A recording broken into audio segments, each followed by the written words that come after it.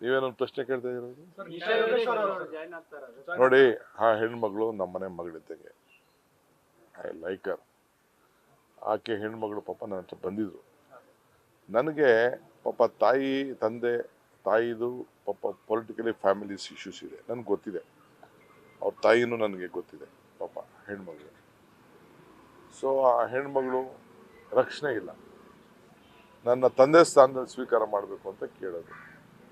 ನನಗೇನಂತಂದರೆ, ರಾಜಕಾರಣಕ್ಕೋಸ್ಕರ ತಂದೆ ಮಗಳನ್ನ ಬೇರೆ ಮಾಡೋದು ಸರಿ. ಮದುವೆ ಮಾಡಬೇಕು, ಹಾಲು ತುಪ್ಪ ಹಾಕಬೇಕು,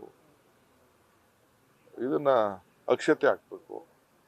ತಂದೆ ಸ್ಥಾನದಲ್ಲಿ ತಂದೆ ಮಾಡೋದು ಸೂಕ್ತ. ಅದು ನನಗೆ ರಾಜಕಾರಣದಲ್ಲಿ ತಂದೆ ಮಗಳನ್ನ ಬೇರೆ ಮಾಡೋದು ನನಗೆ ಇಷ್ಟ ಆಗಲಿಲ್ಲ. ಪಾಪ ಬಂದು ಕೇಳ್ಕೊಂಡ್ಲು, ಅವ್ರ ನೋವು, ಅವ್ರ ಫ್ಯಾಮಿಲಿ ಇಶ್ಯೂಸ್ ಎಲ್ಲ ಬಂದು ಹೇಳಿದ್ರು. ಹಾಲು ತುಪ್ಪ ಅಂದರೆ ಇದಾಗ್ತಾರಲ್ಲ, ಹಾಲು ಹರಿಯೋದಿಲ್ಲ, ಅದನ್ನೆಲ್ಲ ಇರ್ತದೆ. ಅವರ ನಮ್ಮ ಹಿಂದೂ ಧರ್ಮದಲ್ಲಿ ಒಂದು ಪದ್ಧತಿ ಇದೆ.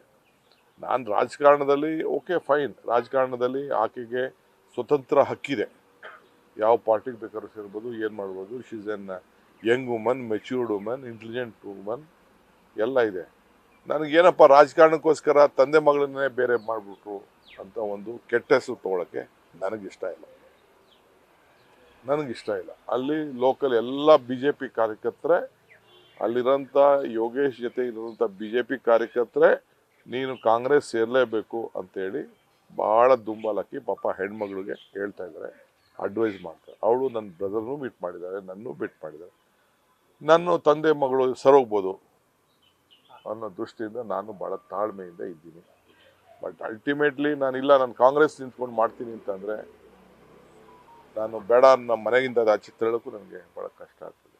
ಬಟ್ ನನಗೆ ಜನ ನನ್ನ ಕ್ವಶನ್ ಮಾಡ್ತಾರೆ, ಏನಪ್ಪ ರಾಜಕಾರಣಕ್ಕೋಸ್ಕರ ತಂದೆ ಮಗಳನ್ನ ಬೇರೆ ಮಾಡಿಬಿಟ್ರು, ಬೇರೆ ಯಾರು ಮೆಚ್ಯೂರ್ಡು ಫ್ಯಾಮಿಲಿ ಆಗಿ ಅವ್ರು ಆಕೆಗೆ ಮದುವೆ ಆಗಿ ಏನೋ ಅವ್ರದ್ದೊಂದು ದೊಡ್ಡ ಸಂಸಾರ ಇದೆ, ಅದು ಬೇರೆ ವಿಚಾರ. ಇನ್ನು she is much depend upon the family. ಪಾಪ ಐ ನೋ ಅವ್ರ ಫೈನಾನ್ಷಿಯಲ್ ಪೊಸಿಷನ್ ಆಲ್ಸೋ, ಅದೆಲ್ಲ ನನಗೆ ಗೊತ್ತಿದೆ. ಪಾಪ ಅವ್ರ ತಾಯಿನೂ ಗೊತ್ತಿದೆ ನನಗೆ. ಈಗಿರೋರದ್ದು ಸಂಸಾರ ನನಗೆ ಗೊತ್ತಿಲ್ಲ. ಸೊ ಅದಕ್ಕೋಸ್ಕರ ನಾನು ಭಾಳ ತೂಕವಾಗಿ ನಾನು ನನ್ನ ತಮ್ಮ ಮಾತಾಡಿಕೊಂಡು ಏನು ಮಾಡೋದು ಪಾಪ ಹೆಣ್ಮಗಳಿಗೆ ಅಂತ. ಬಟ್ ಇವತ್ತು ಟಿ ವಿಲಿ ನಾನು ಬೆಳಗ್ಗೆ ಥ್ರೆಡ್ ಮೇಲ್ ಮಾಡುವಾಗ ನಾನು ಗಮನಿಸಿದೆ, I feel sorry for our. But ಇರಲಿ, ನೋಡೋಣ. ನಾನು ನಮ್ಮ ಲೋಕಲ್ ಅವ್ರ ಹತ್ರ ನಾನು ಮಾತಾಡ್ತೀನಿ. ಮಾತಾಡ್ಬಿಟ್ಟು ಅವ್ರ ಇಚ್ಛೆ, ಧೈರ್ಯ, ಭಾಳ ಧೈರ್ಯ ಮಾಡ್ದಂಗೆ ಇದ್ದಾಳೆ ಹೆಣ್ಮಗಳು, ನೋಡೋಣ. ನ್ಯೂಸ್ ಫಸ್ಟ್, ನಿರ್ಭೀತಿಯಿಂದ ನಿಮ್ಮ ಪರವಾಗಿ.